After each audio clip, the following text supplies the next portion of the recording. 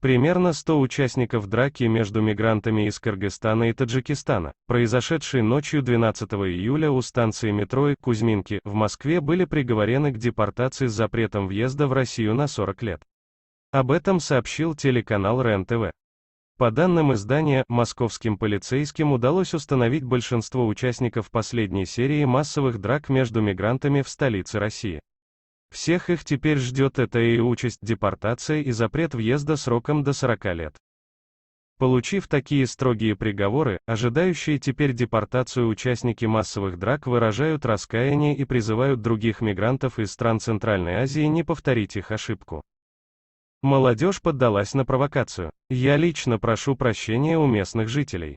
Надеюсь, такие случаи больше не повторятся. Не поддаваться провокациям, думать о своих родителях и других наших земляках, говорит один из участников конфликта.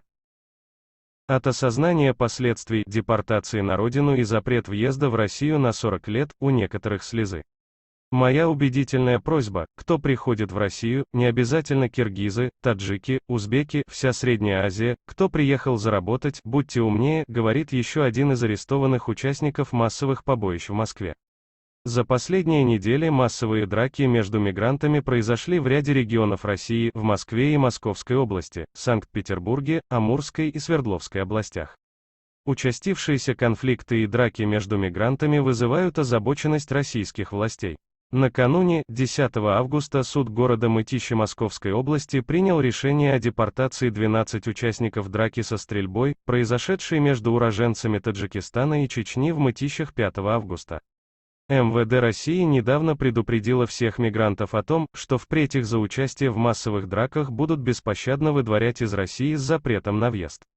В отношении иностранных граждан судебными органами вынесены решения о привлечении к административной ответственности с назначением наказания в виде административного ареста сроком на 15 суток. С учетом общественной опасности совершенных деяний приняты решения о неразрешении въезда указанным иностранным гражданам в Россию. Если они самостоятельно не покинут территорию Российской Федерации, будут приняты меры по их депортации, говорилось в предупреждении, опубликованном на официальном сайте МВД России.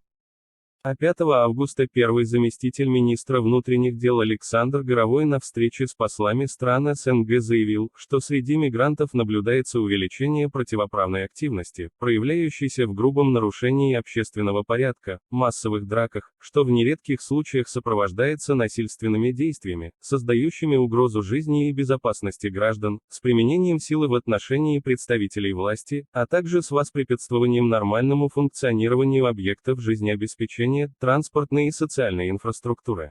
По всем указанным фактам Министерство внутренних дел жестко отреагировало, задержаны организаторы и участники массовых беспорядков, нарушители привлечены к административной и уголовной ответственности.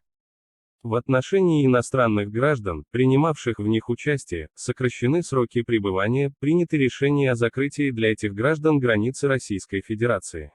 Аннулируются документы, дающие право работать на территории Российской Федерации, подчеркнул Горовой.